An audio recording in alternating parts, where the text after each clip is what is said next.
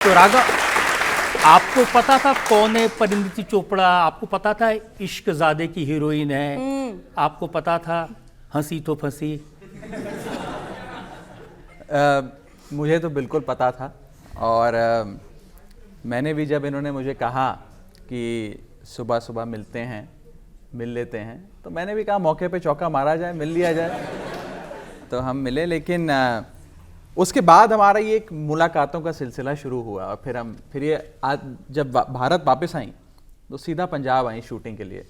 अब पंजाब में मैं काम कर रहा था, हमारी सरकार वहाँ है, तो फिर हम वहाँ खूब मिला करते थे। और फिर धीरे धीरे सिलसिला चल पड़ा। छुप छुप के मिलते थे या खुलेआम?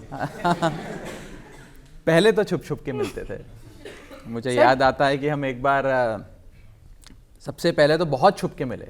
मेरे साथ जितने लोग थे, मैंने उन्हें बोला कि आप लोग यहाँ इस रेस्टोरेंट में बैठिए, मुझे अकेले जाना है किसी से मिलने। मुझे याद है मैं उस समय बरनाला में था। तो उन्होंने कहा रात को बरनाला में 8:30 बजे कहाँ अकेले जा रहे हैं मिलने? इनकी शूट खत्म हुई थी, इन्होंने भी अपनी सिक्योरिटी, अपने सारे लोगों को बोला आप लोग वापस जाइए, मुझे अकेले किसी से मिलने जाना है। ये भी अकेले गाड़ी में बैठ कर आई और फिर हम किसी खेत खलियान में आराम से बैठे। खेत खलियान ढूंढते? मतलब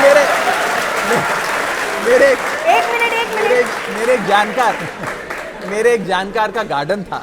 एक मिनट, अपनी सोच को पॉज करो, अपनी सोच को रिवाइंड करो। खेत में नहीं, किसी का घर था, उसके गार्डन में हम लोग मिले थे। खेत बहुत सारे भी थे।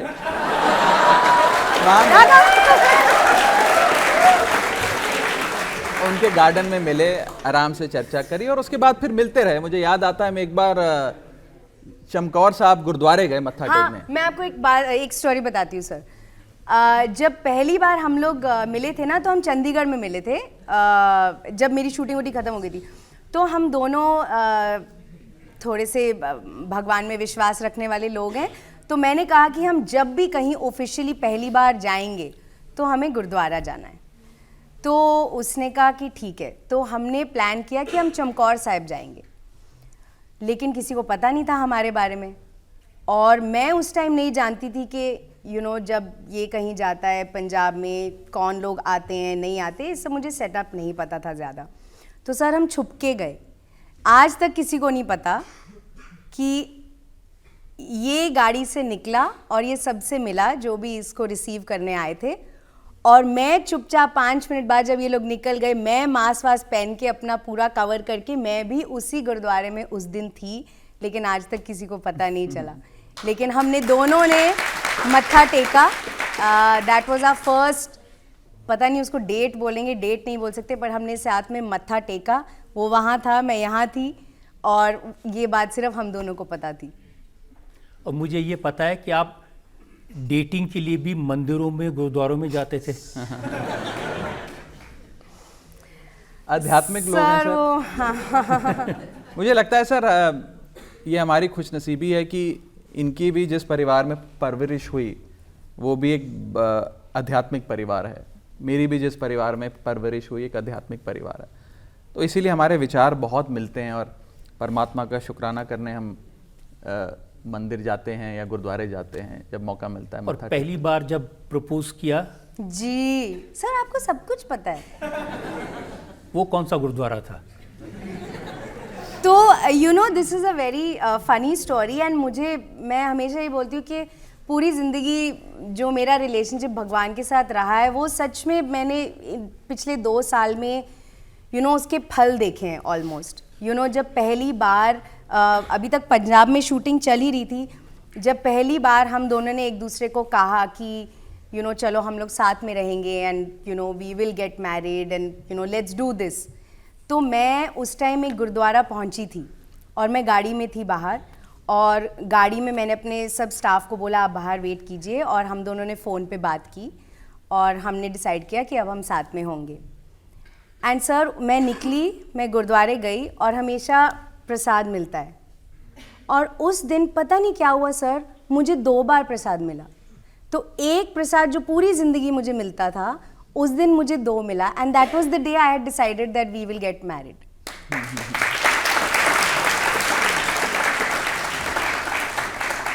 तो खैर अब तो शादी हो गई, साथ में टाइम भी बिता दिया। अब मुझे बताइए परिणीति की 5 फिल्मों के नाम। अरे बाप रे सर, 5 फिल्मों की नाम की बजाय आप 50 खूबियां पूछिए इनकी, तो वो मैं बता दूंगा। फिल्मों के नाम मत पूछिए। मैं भी ये प्रेफर करूंगी कि खूबियां आज सुनते हैं, है ना? पर मैं प्रयास करता हूँ। नेम इशकजादे, वो तो मैंने अभी आपको बताया। ऊंचाई, ऊंचाई, गोलमाल अगेन, गोलमाल अगेन, चमकीला, चमकीला, गर्ल ऑन द ट्रेन, हंसी तो फंसी, केसरी। Oh wow. हाँ। अच्छा अब आप इनकी पार्टी के 5 लीडर्स के नाम बता दीजिए। हे राम।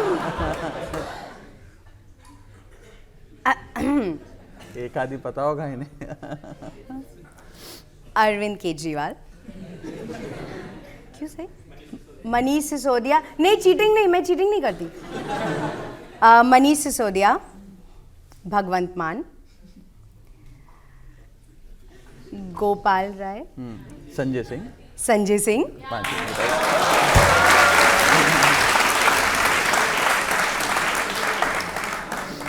इस टेस्ट में तो आप दोनों पास हो गए हैं। Thank you sir. तो राघव, बहुत सारे जो पॉलिटिकल लीडर्स हैं वो सब क्या करते हैं, जैसे अखिलेश यादव ने अपनी वाइफ को पार्लियामेंट का मेंबर बना दिया, नवजोत सिद्धू ने अपनी वाइफ को एमएलए बनवा दिया, लालू जी ने तो अपनी वाइफ को चीफ मिनिस्टर बनवा दिया था। आपका क्या कुछ प्लान है? सर मुझे लगता है कि जो जिसका काम है उसे करना चाहिए और जिसका काम उसी को साझे और करे तो उल्लू लागे। और वैसे तो हमारे प्रोफेशन में जो हमारा काम है उसमें बहुत लोग एक्टिंग भी करते हैं, तो एक्टिंग का बहुत स्कोप है हमारे प्रोफेशन में।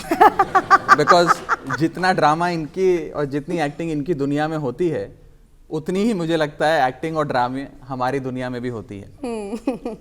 लेकिन ये इनका फैसला है, अगर ये कभी राजनीति में आना चाहें। जितना मैं समझता हूँ मुझे नहीं लगता कि इनका कोई खास रुचि पॉलिटिक्स से है, दूर दूर तक नहीं है। सर मैं ऑलरेडी होम मिनिस्टर बन गई हूँ ना। अरे मेरी होम मिनिस्टर तो बनी गई हैं।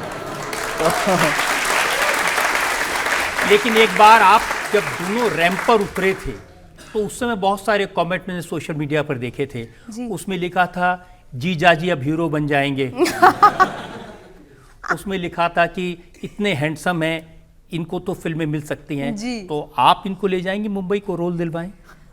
ओह, ये ना हो पाएगा सर। सीरियसली मैं आपको एक बात बताऊं, आप बिलीव करना, हम जब घर पे होते हैं ना, जेन्युइनली हमारी ना पॉलिटिक्स ना फिल्मों की बात भी होती है।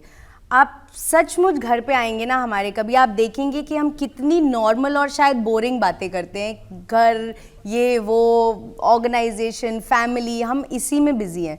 तो मुझे नहीं लगता कि हम दोनों और कुछ कर पाएंगे। एंड पिछले 12 साल की बहुत मेहनत लगी है सर, अभी तो काम में मज़ा आना शुरू हुआ है, तो अब तो करियर हम दोनों को नहीं चेंज करना चाहिए। लेकिन एक चीज़ है सर कि मैं जिस फील्ड से आता हूँ, जिस प्रोफेशन से आता हूँ और ये जिस प्रोफेशन से आती हैं, दोनों में सिमिलैरिटीज़ बहुत हैं। हमारे प्रोफेशन में भी एक्टिंग करनी पड़ती है, इनके प्रोफेशन में भी एक्टिंग करनी पड़ती है। हमारे प्रोफेशन में पॉलिटिक्स करनी पड़ती है, हमारे प्रोफेशन में भी राजनीति है, इनके प्रोफेशन में बहुत ज़्यादा राजनीति है, जिसके बारे में अब मैं समझता हूँ।